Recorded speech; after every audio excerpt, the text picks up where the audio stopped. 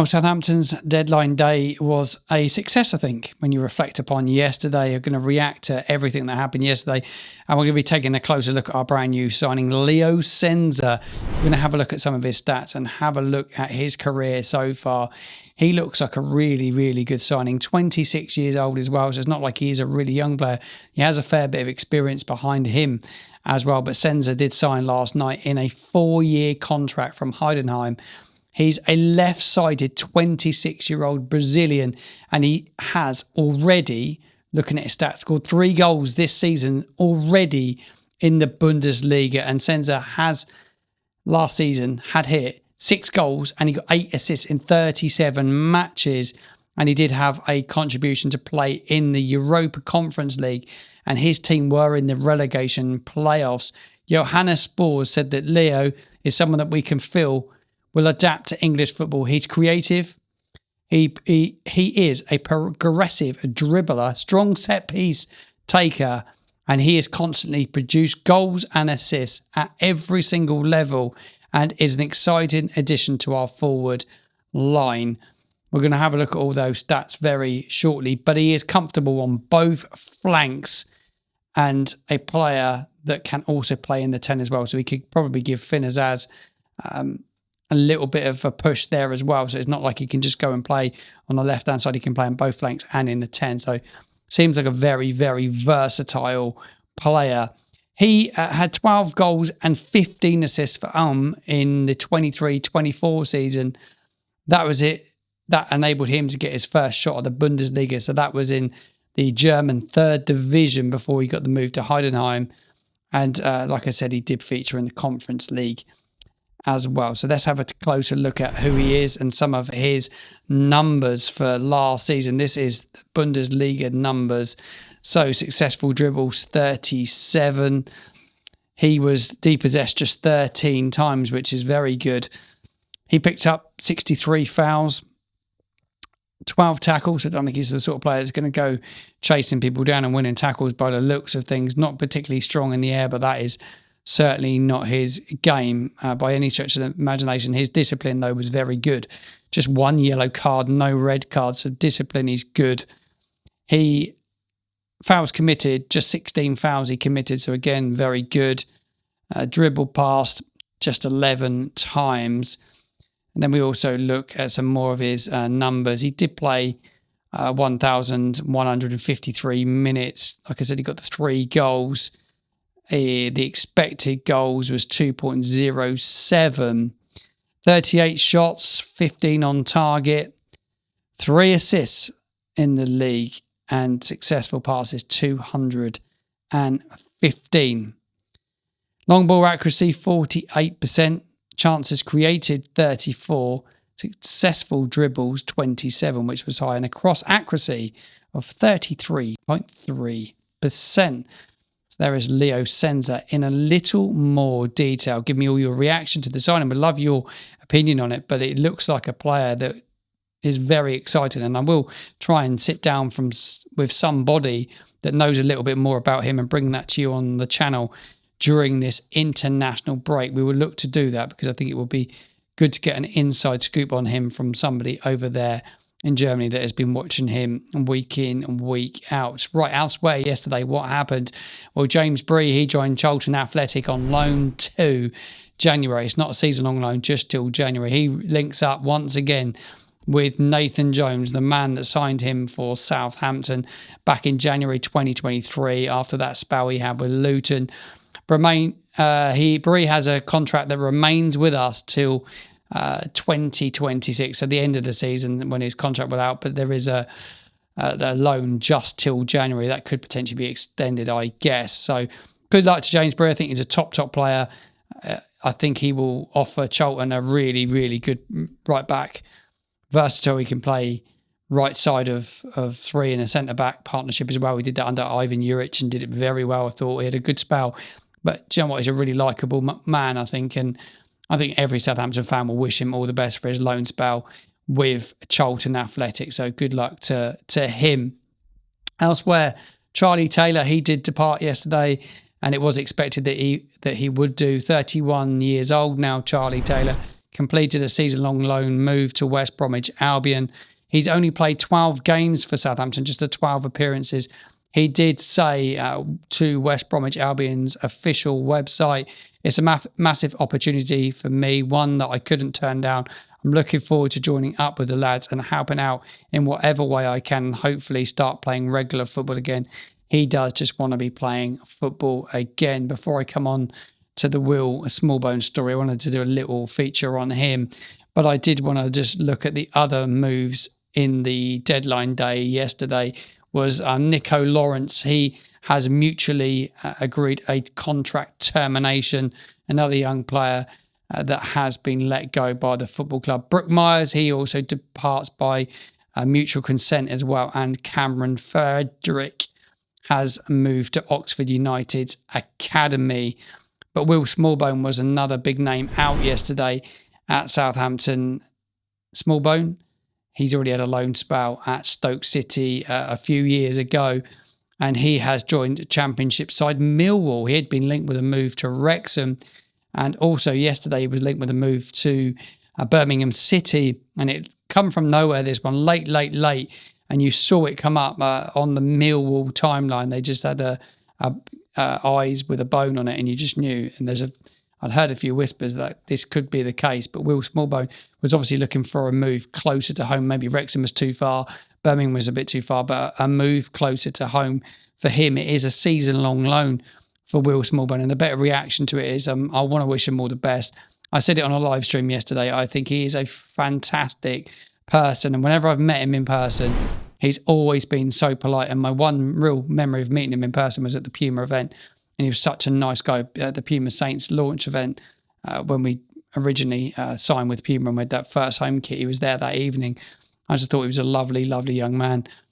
I'd never forget the goal that he scored down at St Mary's on that epic night, that memorable night at St Mary's when he scored that brilliant, brilliant goal. And I think he played a really big part in our role in getting back to the Championship under Russell Martin, to the Premier League under Russell Martin in that Championship campaign. I thought he was nothing short of brilliant that season. I thought he was really good. Contributed a lot to the team, not just with goals, but with his work rate and the assist that he chipped in with as well. And I thought he suited a Russell Martin style of football where it's just about moving the ball, and he did that fairly well. He's not the sort of player that's going to go and press and run and sort of and play in a role that's going to be a warrior in midfield. He's more suited to playing in the number 8 role than the number 6 role. And when he did play in the 10 or in the 8 or the 10, I think it suited him. But certainly in that number 8 role, I thought it was where Will Smallbone needs to play football, really. So for any Millwall fan tuning in, I think you've got yourself a really good player, but a guy that will give everything to your club as well. And I just think he's a genuinely top lad. Will he be missed? Yeah, he will be missed, I think, in and around the dressing room. He's been through the academy and been a big part of the football club for a long time. He's had a tough time with his alopecia, and it's so pleased to see him with his hair back. I'm so chuffed for him. I read his story and what he went through, and it was a difficult time. He picked up a really nasty injury. It was at Leicester City away, wasn't it, during the COVID years, and that injury was nasty, and it put him out for a very, very long time. And I think it was ACL, wasn't it, that he did. And it was a long road back for him, and I think he was depressed, and he got himself back. Had that loan spell with Stoke City under Alex Neil, who he's going to be playing for now. I think it did him the world of good as a player. I thought he'd come back, and he was brilliant for us in the Championship last season. I really do. I know a lot of people took a lot of hate from a lot of people, and I think actually if he had not had alopecia, I actually think he would have got less abuse, which is quite sad, really. That just shows what society is like in the way that people feel it's necessary to be nasty about your appearance and just really, really vile. Some of the things I read during that time were actually really, really sad. And he actually come off social media, but I'll never forget the fans at Birmingham City when we stood behind the goal and we chanted his name that cold afternoon at St Andrews. It was absolutely brilliant. And Russell Martin brought the players over wearing the white and the teal kit that day with the teal shorts. Joe Aribo scoring in the 96th minute. And everybody sang Will's name after the abuse that he'd taken online, and no one ever should have to deal with what he dealt with. But I hope he has a good time at Millwall. His contract runs out in 2026, and I think that will be the end for him at Southampton Football Club. looks like he will end up as a free agent. He will go for no money whatsoever by the looks of things, unless there is something in that contract with Millwall, which hasn't come out at this moment in time. Charlie Taylor's got a little bit longer to run on his contract. James Bree's expires, so he will be a free agent at the end of this season. Obviously, he's only got the loan till January, but I would imagine that will probably get extended. It just depends on how our new fullbacks do. I think that's why they've probably given it till January, because we all know that James Bree is more than adequate to come back and play in the Championship, and he will be more than decent for Charlton Athletic. Overall, transfer window, give my final reaction on the window. I'm going to do a bit of a ranking video later on in the week, but my overall thoughts on it as it stands, I think it's been decent. I'm not going to get carried away with it, because I think you need 10 games probably to kind of see where we're at, maybe till Christmas, to really see what the signings are like. And I think in sort of like the derby, you won't see any of them playing the derby. You would probably Fellows, because he's Championship ready, Azaz. But other than that, I think a lot of the foreign players that we brought in, I think maybe we won't see them till after the derby, to be quite honest. I'm not sure you start putting people in for a derby, because that becomes a bit of a risky business, I would say. But my thoughts on the window, I think it's been okay. Would have liked to seen a few other areas strengthened, but I think Johannes has done a good job, Spurs. I think he's done well alongside Will Steele and the team at Sports Republic. It wouldn't have been easy, because there had a lot of people to move out the door, and you would have to go as far as say there's probably 2 more still there that we didn't expect to be at the football club come today, Tuesday, and that would be Joe Aribo and Sam Adozie. But I did say in my stream last night that the window in Belgium runs to the 8th of September. Turkey and Greece both run to the 12th of September, and Saudi Arabia doesn't close to the 10th. So there are time for these players to get clubs if they really want to.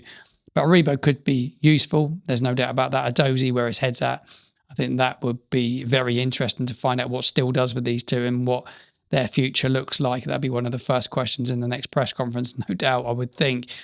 But the early signings, I'm still a little bit unsure on how Downs will go. I hope he finds a goal early. Too early to judge him. I think it's really early. And same with Joshua Kwasi. I think it's very early to judge either of those. They're so early into their Saints careers. They could go on and become really, really good players. You look at what Pella did when he came in as a striker. It took him a while. Mane, I think they're great examples of players that take a little bit of time to settle. Not everyone's like Billy Sharp that just turns up and scores goals for fun. It just doesn't always work like that. Like Billy Sharp was one of the ultimate signings for hitting the ground running in terms of what he did when he turned up. When you look across the rest of the field, I think Roslev's a decent bit of business. I think he's an upgrade on what we've had. Everyone else remains to be seen, don't they? It's just, it will take a little while to see how they settle in and bed in, and that will take time.